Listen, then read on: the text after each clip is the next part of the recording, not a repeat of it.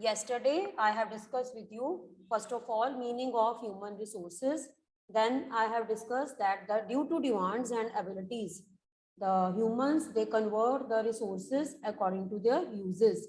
So for that, humans should be healthy and they should be educated and motivation. Unme motivation hogi, only then they will keep the standard of their country very high, and this will lead to development of the country.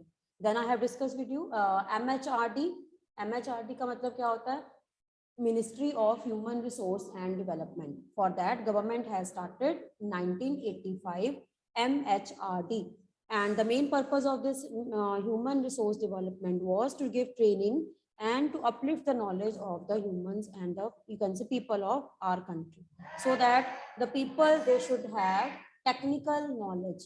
Technical knowledge हो, ठीक है. और after that I have discussed with you PKVY. PKVY क्या है? एक प्रधानमंत्री prime minister के द्वारा स्टार्ट की गई एक ऐसी योजना, कौशल विकास. कौशल विकास का मतलब होता है उनकी स्किल डेवलपमेंट. स्किल्स का मतलब क्या होता है? हर पर्सन में अलग अलग आर्ट्स हैं, ठीक है, उनकी अलग अलग स्किल्स हैं और उनकी डेवलपमेंट करना, that is the responsibility of the government. And for that government has started the programme in 2015 so that various kind of skills can be developed.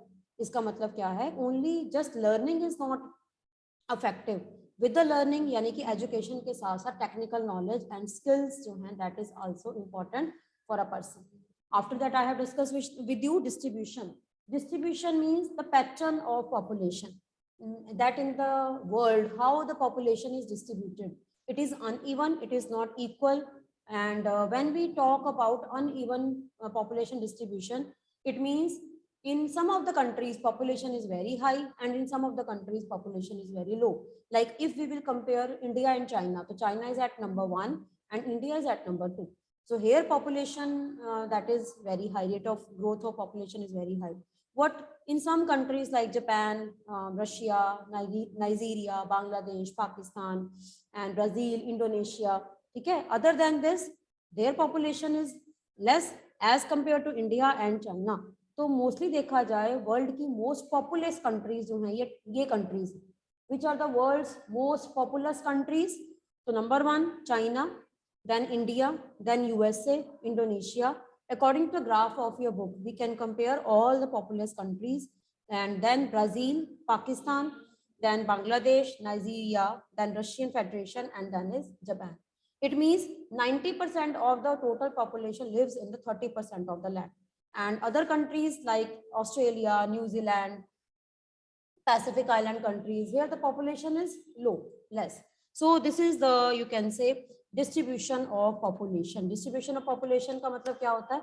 How the population is divided into different countries and according to area, world. Then density of the population I have discussed with you. Yesterday I have discussed with you distribution, then density. What is the meaning of density? Density का मतलब क्या होता है? Number of people living in per square kilometer. Again I am repeating, what is the meaning of density of the population? Number of people, persons living in per square kilometer. Per square kilometer के अंदर कितने लोग हैं? That is called density.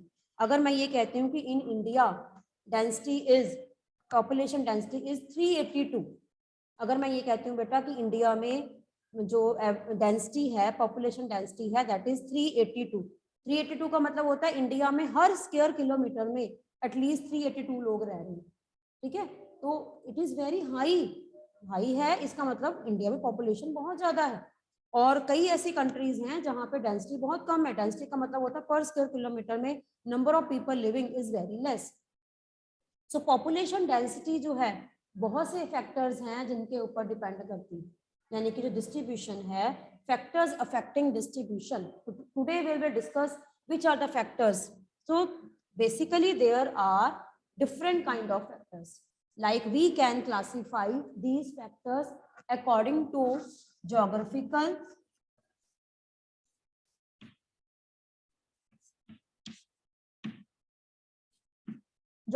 factors. Number 1 geographical में हम आगे करेंगे, ठीक है.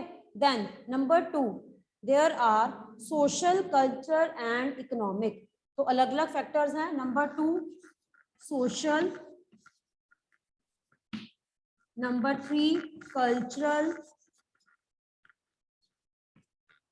ठीक है, एंड नंबर 4 इकोनॉमिक फैक्टर्स। हमने इनको सबको डिस्कस करना है, geographical, social, cultural and number 4 economic. यानी कि किसी कंट्री में पॉपुलेशन कम है या ज्यादा है, उनके लिए ये फैक्टर्स जो हैं वो अफेक्ट करते हैं, geographical, social, cultural and economic. ठीक है, first of all we will discuss geographical features in detail. Geographical features जिसमें ज्योग्राफी मतलब कंट्री की ज्योग्राफी से रिलेटेड कौन कौन से ऐसे फैक्टर्स होते हैं। नंबर 1 ज्योग्राफिकल फैक्टर्स में सबसे पहले है topography.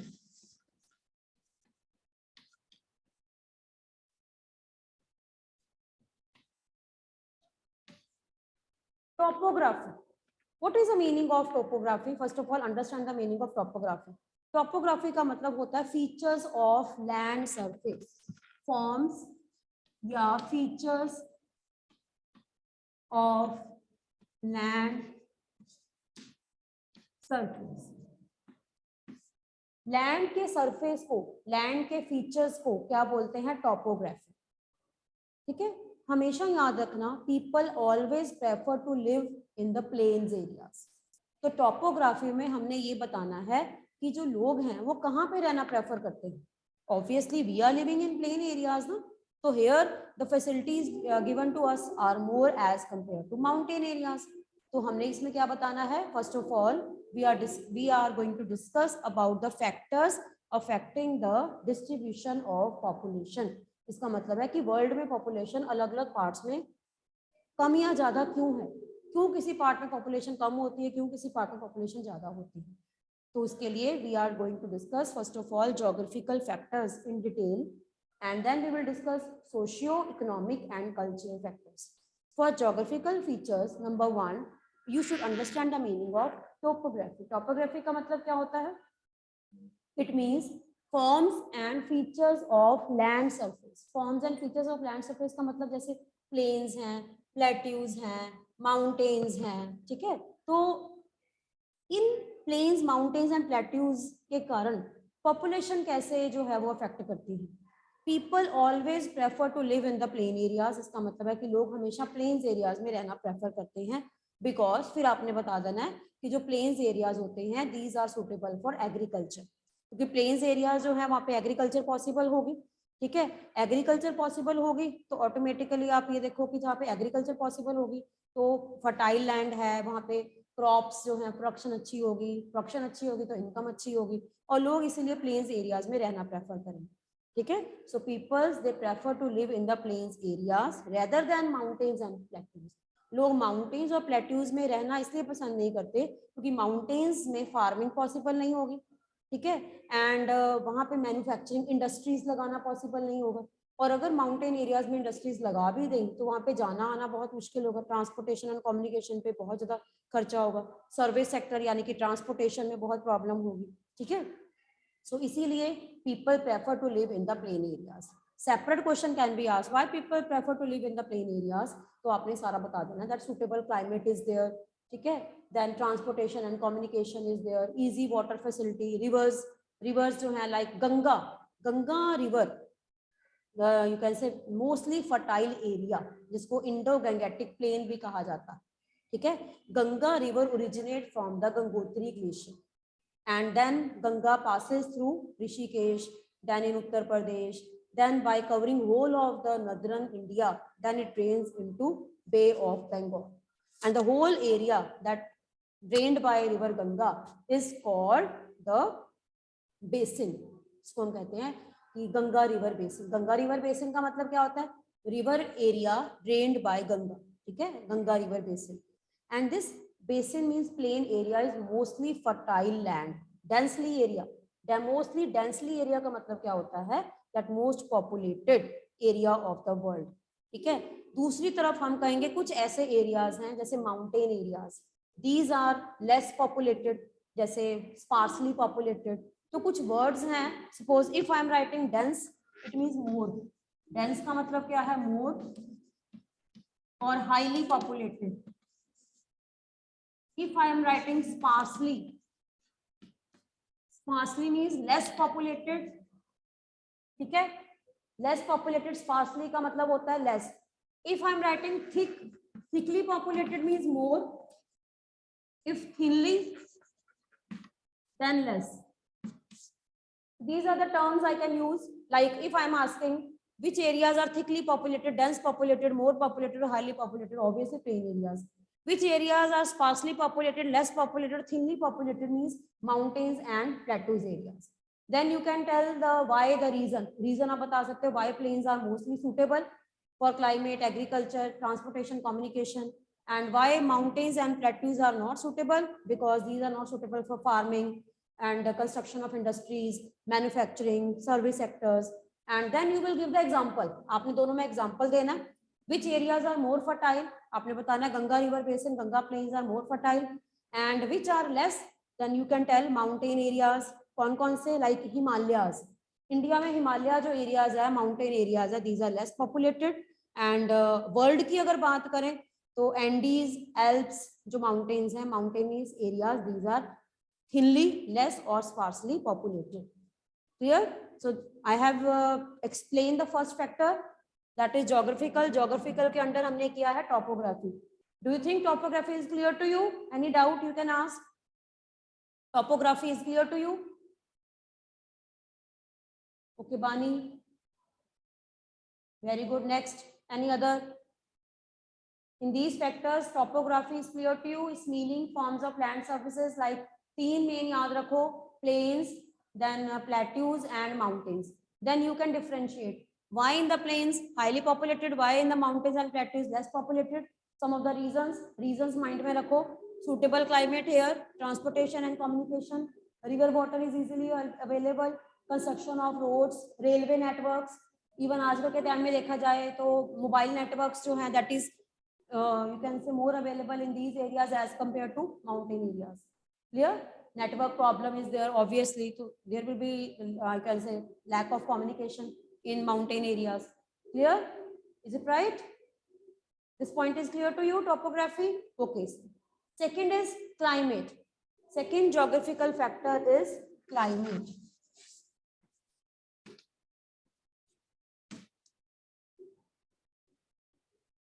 Place where population is high or low, climate also determine that. Climate determine करता. कैसे? For example, if extreme climate is there, like people usually avoid extreme climate. लोग क्या करते हैं? extreme climate को avoid करते हैं. extreme climate मतलब जो बहुत hot, too hot. extreme climate means too hot, too cold. Too hot की हम कहें तो सहारा डेजर्ट, टू कोल्ड अगर हम कहें तो एंटार्क्टिका. तो ऑटोमेटिकली यू कैन अंडरस्टैंड, है ना, आप अपने आप ही अंडरस्टैंड है कि सहारा और अंटार्कटिका जैसे एरियाज में पॉपुलेशन जो है वो क्या होगी? लेस पॉपुलेटेड, स्पार्सली पॉपुलेटेड और थिनली पॉपुलेटेड. ठीक है. एक्सट्रीम क्लाइमेट यानी कि जो लोग हैं वो एक्सट्रीम क्लाइमेट को अवॉइड करते हैं, जैसे सहारा, पोलर एरियाज हो गए. ठीक है. एंटार्क्टिका. ठीक है. तो अगर लोग एक्सट्रीम क्लाइमेट को अवॉइड करते हैं तो कहाँ पे रहना पसंद करते हैं? मॉडरेट जैसे जहाँ पे not too hot and not too cool, like Mumbai का क्लाइमेट मॉडरेट है अगर इंडिया की बात करूं, है ना. तो वहां पे पॉपुलेशन ज्यादा है एज कंपेयर टू राजस्थान या डेजर्ट एरिया. अगर इंडिया की एग्जांपल करें क्लाइमेट में तो आप ये बताओगे that people usually avoid extreme climate areas because too hot in summer and too cold in winter. For example Sahara, Antarctica, polar areas, आप ये एग्जाम्पल बता दोगे. And people usually prefer to live in the moderate climate areas like Mumbai, Kolkata. वहां पे population ज्यादा है as compared to desert areas because there the climate is moderate, matlab not too hot, not too cool. So this is the point of differences why climate also determine the distribution of population. Point is clear to you? Both the points, topography and climate, is clear to you? Okay, Anmol, Vani, Jasleen again want to enter.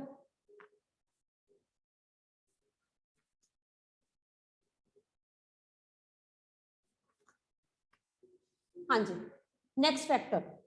Third factor of geographical reasons are soil.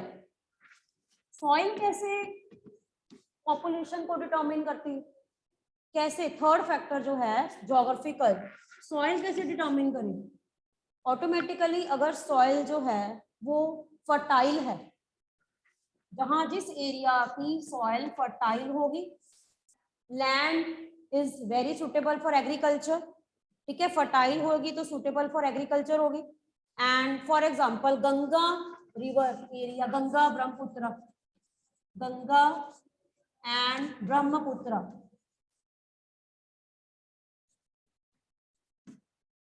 these areas are very good for agriculture. In areas के आसपास की जो land है that is fertile, इसीलिए तो India की नदरन जो areas हैं इनको नदरन फर्टाइल प्लेन कहा जाता है, जहां से गंगा रिवर प्रॉपर ड्रेन होती है, ठीक है.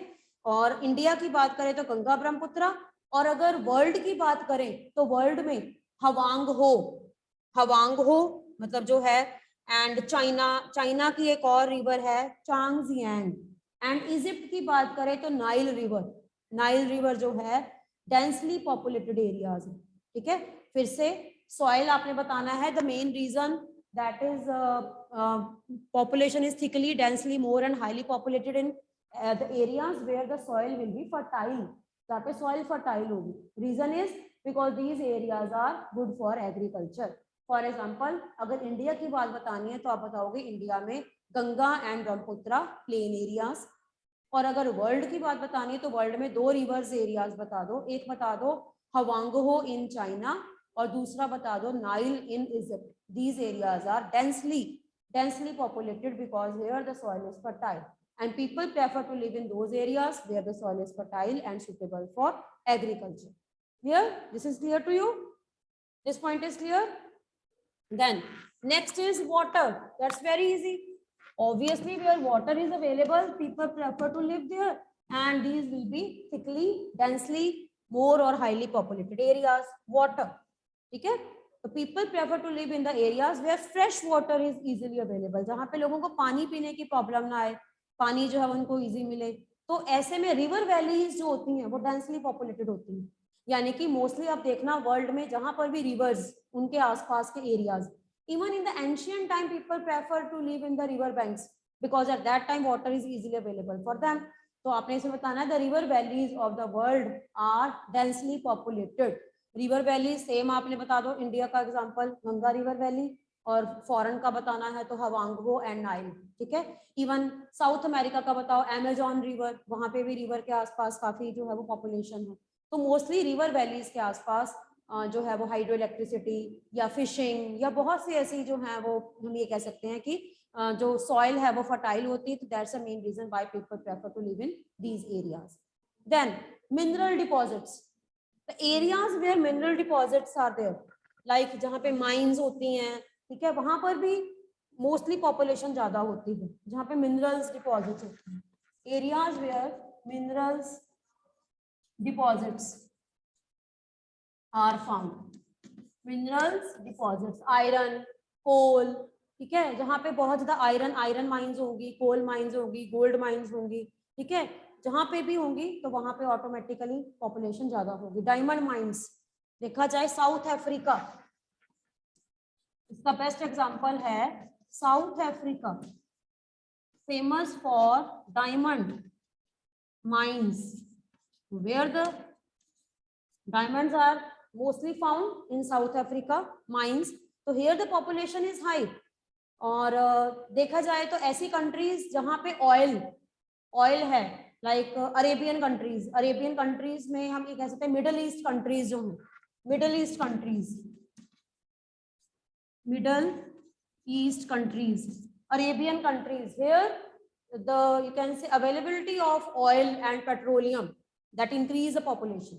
क्योंकि यहाँ पर ऑयल और पेट्रोलियम नेचुरल गैस के कारण यहाँ पे पॉपुलेशन जो है वो बहुत बड़ी है, उसकी डिमांड, पेट्रोलियम की डिमांड और ऑटोमेटिकली जहाँ पे पेट्रोल ऑयल ज्यादा होगा वहां पे एक्सट्रैक्शन के लिए लेबर चाहिए, है ना। तो क्यों लोग ज्यादा दुबई और मिडिल ईस्ट कंट्रीज में जाते हैं, लेबर की डिमांड वहां पे बहुत ज्यादा है, because there they required more number of labour to extract the minerals. जहाँ पे माइंस होंगी तो वहां पे लेबर भी ज्यादा चाहिए, और लेबर ज्यादा होगी तो वहां पे पॉपुलेशन भी ज्यादा होगी, and this lead to settling of the population in these areas. ठीक है, तो मिनरल्स की बात करें तो आप ये बता सकते हो south Africa diamond mines, middle east oil petroleum, and like the areas where iron mines can be seen or coal mines are there or mineral deposits are there the population is more densely populated because the demand of labor is more। यहाँ पे labour की demand बहुत ज्यादा होती है, labour की demand होगी, transportation communication के लिए डिमांड होगी, लोग ट्रेडिंग करने के लिए यहाँ पे आएंगे, तो उतनी ही पॉपुलेशन सर्कुलेशन डिस्ट्रीब्यूशन वहाँ पे ज्यादा होगा।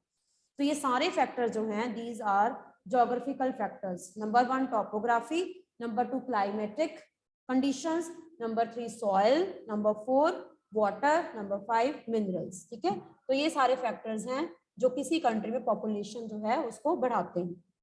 ये तो थे geographical factors. Now we will discuss social. तो इसके लिए सिर्फ आपने जोग्राफिकल के तो अलग अलग पॉइंट्स किए हैं, इनको सोशल को जस्ट आपने एक ही पॉइंट में एक्सप्लेन करना। Social factor, society, social related to society. ठीक है, कई बार क्या होता है सोसाइटी भी डिटरमिन करती है। सोसाइटी मींस ऐसे एरियाज जहां पे सोसाइटी अच्छी, मींस आप घर लेना वहां पे प्रेफर करोगे जहां पे सोसाइटी अच्छी मिले, नेबर्स अच्छे मिले, है ना। ऐसी कंट्रीज जहां पे सपोज आप ऐसी कंट्रीज में जाना प्रेफर करोगे जहां पे आपको आपकी सोसाइटी या आपका एनवायरनमेंट या आपका नेबर्स जो है वो आप मतलब जो आप अकेले तो कहीं भी नहीं रहोगे। अब अगर आप सोचते हो कि हाँ मैं एक ऐसी कंट्री में जाके रहूं जहाँ पे मैं किसी के साथ कोई भी कॉन्टेक्ट कम्युनिकेट ना करूं, ठीक है, तो जहाँ पे भी आपने जाना है वहां पे बहुत से ऐसे फैक्टर्स हैं जो एज अ ह्यूमन भी आपको सोचना पड़ता है, because you are interacting in a society. आपको वहाँ की लैंग्वेज सीखनी पड़ेगी, कम्युनिकेशंस। आप प्रेफर क्या करोगे, आप चाइना जाना प्रेफर करोगे, आप जापान जाना प्रेफर करोगे, या आप यूएसए जाना प्रेफर करोगे, है ना। तो ये डिपेंड करता है कि आप जर्मनी जाना प्रेफर करोगे, आप कहाँ पे जाना प्रेफर करते हो। सोशल, सोसाइटी, तो कुछ एरियाज ऐसे होते हैं जहाँ पे बेटर हाउसिंग कंडीशंस होती हैं, सोसाइटीज अच्छी होती हैं, है ना, नेबर अच्छे होते हैं, लोग वहां पे जाना प्रेफर करते हैं। एजुकेशन फैसिलिटी नंबर 2, फिर आप क्या देखते हो कि वहां पे एजुकेशन फैसिलिटी क्या है आपके लिए, एजुकेशन वहां पे स्कूल्स कॉलेजेस और यूनिवर्सिटीज हैं। ठीक है, नंबर 3 हेल्थ फैसिलिटी मैटर करती है, फिर मैटर करती है हेल्थ फैसिलिटी कि वहां पे प्रॉपर डिस्पेंसरीज हैं। अगर कोई लोग विलेज में रह रहे हैं, ठीक है, लेकिन वहां पे विलेज में ना बेटर हाउसिंग है, ना ही एजुकेशन है, ना ही हेल्थ फैसिलिटीज है, तो यही रीजन होता है कि आगे से आगे विलेज से लोग क्या कर रहे हैं, सिटीज में आ रहे हैं। इंडिया में अगर बात की जाए, इंडिया में बहुत सी ऐसी सिटीज हैं जिन सिटीज में लोग जाना चाहते हैं क्योंकि वहां पे बेटर कंडीशंस का मतलब हाउसिंग कंडीशंस अच्छी हैं, एजुकेशन कंडीशंस अच्छी हैं, हेल्थ फैसिलिटीज अच्छी हैं। जैसे पुणे, महाराष्ट्र में पुणे का क्लाइमेट भी अच्छा है, सूटेबल है, ठीक है, ह्यूमिडिटी भी नहीं होती, और वहां पे ये सारे फैक्टर्स, सोशल फैक्टर्स में 3 मेन फैक्टर्स याद कर लो, better housing facility, neighbourhood, education, then health facilities are available in this city, so that's why many people they prefer to live in the Pune, because अगर compare किया जाए climate तो पुणे का climate भी best माना जाता है, वहाँ पे ह्यूमिडिटी भी नहीं होती एंड एक्सट्रीम क्लाइमेट भी नहीं है, so that's why people prefer to live in the areas। social factors भी डिपेंड करते हैं, society, community, better housing facilities, education, health facilities, ये सारे फैक्टर्स आपने इसमें बताने हैं सोशल रीजंस। ठीक है, देन नेक्स्ट इज कल्चर, कई बार आप इसको रिलीजन से भी ले सकते हो। कुछ ऐसी सिटीज डेवलप हो जाती हैं जहां पे कल्चरल और रिलीजियस भी कह सकते हो, है ना। अब देखा जाए आप इंडिया में हरिद्वार, कितनी सारी पॉपुलेशन है जब जाते हो आप, है ना, वाराणसी, है ना, तो मक्का मदीना अगर मुस्लिम्स की बात करें, और अगर क्रिश्चियंस की बात करें तो वेटिकन सिटी सबसे छोटी सिटी है बट पॉपुलेटेड है। रीजन क्या है, क्योंकि वहां पे लोग रिलीजियस जो है, पिलग्रिमेज का मतलब क्या होता है, रिलीजियस सेटिस्फेक्शन के लिए जाते हैं, तो वहां पे भी पॉपुलेशन ज्यादा होगी, है ना। ऐसे प्लेसेस जहाँ पे रिलीजियस प्लेसेस होते हैं, कल्चरल, या इसमें आप 2 मेन फैक्टर याद रखो। कल्चरल में आपने बताना है, एक तो कल्चर इंपॉर्टेंस होती है, अट्रैक्ट करती है लोगों को, and then is religious. Religious का मतलब होता है कि पिलग्रिमेज, सपोज लोग अगर जा रहे हैं ऐसे एरियाज में जा रहे हैं, वाराणसी जा रहे हैं, ऋषिकेश जा रहे हैं, और इलाहाबाद जा रहे हैं, कुरुक्षेत्र जा रहे हैं, तो ये सारे रिलीजियस प्लेसेस जो हैं। सेम अगर मुस्लिम्स की बात करें, मक्का मदीना हज यात्रा के लिए जाते हैं लोग, है ना, जेरूसलम, वाटिकन सिटी, क्रिश्चियंस, तो ये सारे जो है वो रिलीजियस पर्पस के लिए हैं। तो इन सिटीज में पॉपुलेशन ज्यादा होती है जो रिलीजियस या कल्चरल, जिनकी इंपॉर्टेंस वैल्यूज ज्यादा होती है, ठीक है। Then last is economic factor. Economic factor related to employment, ठीक है। इकोनॉमिक में आपने बताना है एम्प्लॉयमेंट फैसिलिटीज।